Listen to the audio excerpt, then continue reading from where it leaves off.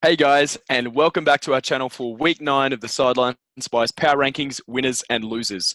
Brought to you courtesy of the boys of the Vault Studio. I'm Ryan, and with me is Luca. Hello, how are you? Not too bad, thanks, my friend, on this fine Wednesday evening. How are you? Good, thanks. Once again, we've watched the games, we've ranked the teams, and as is our custom, we've got a few teams, a couple of winners and a couple of losers from our consensus rankings that we feel are worthy of specific discussion as a result of another whirlwind week of NFL action.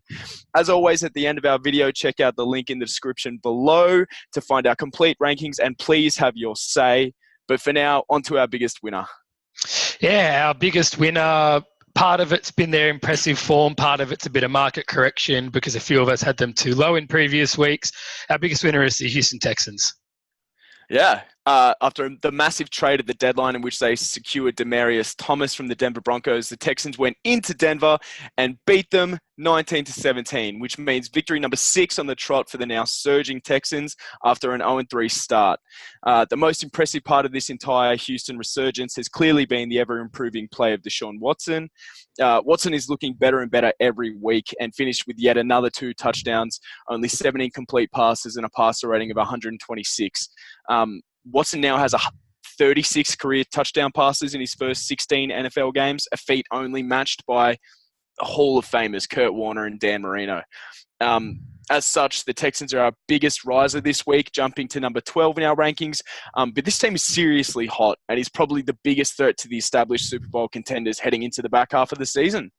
Yeah, probably along with the Chargers as well. Also, side note, I bet you Hugh Jackson wishes the Browns drafted Deshaun Watson. He'd probably still have a job.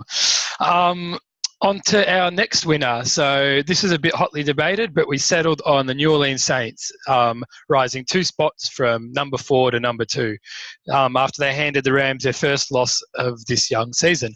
So the offense looked unstoppable all game. Michael Thomas had 12 receptions with a franchise record 211 receiving yards. Fun fact, he's actually got the highest reception percentage versus expected reception percentage, which in other words means he catches more difficult passes than any wideout in the NFL. So he's been an absolute stud for the Saints all year. They finally seem to remember that Alvin Kamara is in fact a better running back than Mark Ingram. They force-fed him 20-plus carries. He responded with 96-odd yards, 2 touchdowns. Drew Brees was his usual first ballot Hall of Fame self, 4 touchdowns, 0 interceptions, 346 yards. Their ground D is great, but one concern coming out of this game was their pass D. So the Saints actually gave up an 18-point lead at home. Jared Goff shredded them to the tune of 396 passing yards with 3 touchdowns.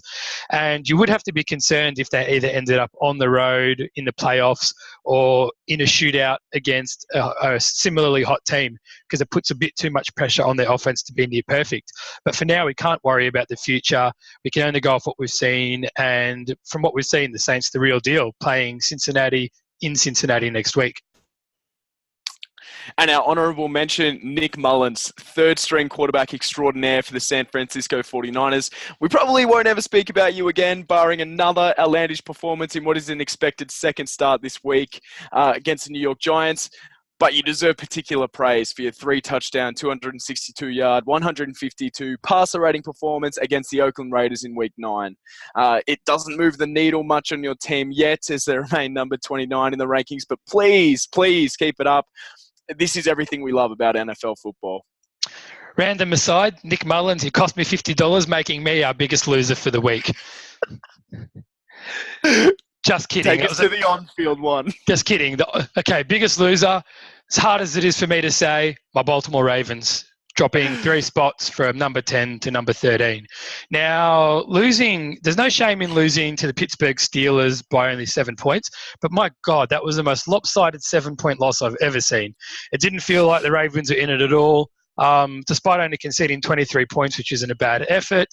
They gave up 10 of 16 conversions on 3rd down and gave up 36 and a half minutes in terms of times of possession. Now, the writing is on the wall for Joe Flacco. He missed a completely open Michael Crabtree and Lamar Jackson in the end zone on 2 completely separate drives. I've got diagrams, which I'll show anyone who wants to see them.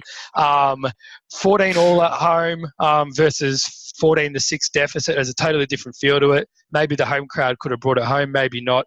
We'll never know. But big missed opportunities again. Now, if Baltimore lose their next game against Cincinnati, I can't see an argument for not starting Lamar Jackson because it's a lost season at that point. John Harbaugh's job is in jeopardy as well.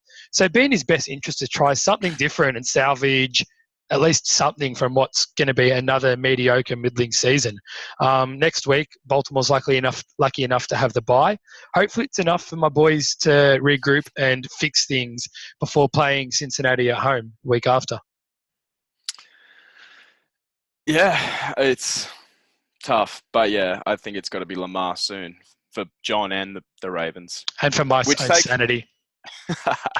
Yeah, so our final biggest loser, who else could it be but America's team, the Dallas Cowboys, the team of 14 days of preparation time for their Week 9 matchup, who then proceeded to stumble their way to a humiliating 14-28 home defeat to the Tennessee Titans. As if to pile on the humiliation, the Cowboys were relentlessly booed by their own fans at several points in the second half after only accruing 108 yards of total offense, most of which came with the game already out of hand late. The worst part of all of this, though, the thing that really makes them our biggest loser, or my biggest loser, is the fact that Jerry Jones then decided to publicly declare his support for both Garrett and Dak Prescott, going as far as to entertain the idea of Dak remaining the boys' QB for the next 10 years before outright stating that he intends to extend him. Dallas, you've fallen yet again this week to number 25. Philly will be looking forward to seeing you on Sunday and hopefully for the next 10 years. Not if Jerry Jones' son has anything to say with it. That's the only thing I can see saving the Cowboys from another 10 years of what ifs. Now we get to my favourite part. Luca loses it. Make it snappy for us. I will make it as snappy as I can. We go back to the AFC North with Big Ben Roethlisberger's Pooch Punt. First of all, I despise the name. Pooches are a man's best friend, in fact. And I don't want man's best friend to have anything to do with that disgusting display on the football field that we saw on that play. Now, I'm all about the fake punt and throw for a field goal. I'm all about taking the 3 points. It would have been about, a 45-yard field goal. I'm all about taking the 3 points on the road against a heated rival. What does a fake fourth down attempt where you punt it with your quarterback achieve? Like, best case, Eric Weddle's going to be sitting nice and deep, waiting for a deep throw so that Juju Smith-Schuster or Antonio Brown don't burn us over the top. So Weddle was in prime position. The punt... Oh, I don't even have words to describe what the punt itself looked like. And then the Ravens returned it almost the same distance as the punt. My God, either have the guts to go for it genuinely on fourth down and make a statement on the road, or you've got the field goal kicker that your management was preaching was better than Justin Tucker throughout the first 5 weeks of the season. Have trust in the leg. But putting the ball on the leg of Ben Roethlisberger, I mean, it made for a good laughing moment and it gave me one little bit of consolation from a miserable game for me. But my Lord, that was disgusting. Ben Roethlisberger and the Steelers organization have lost it at you. Look, I don't think they'll care. They're firmly solidified at number 8 in our rankings after another huge week, and they've only got anywhere to go but up. Not if my wishes come true. Anyway, no more talking about the Steelers. Puts me in a sad mood. Want to end this on a good note because this is all we've got time for today. So if you guys like what you saw, as always, give us a like, give us a subscribe, because any support or a small token of your fandom is very much appreciated. If you're viewing this on the Vaults Facebook feed, our YouTube channel should be linked in the comments below, so no excuse not to subscribe.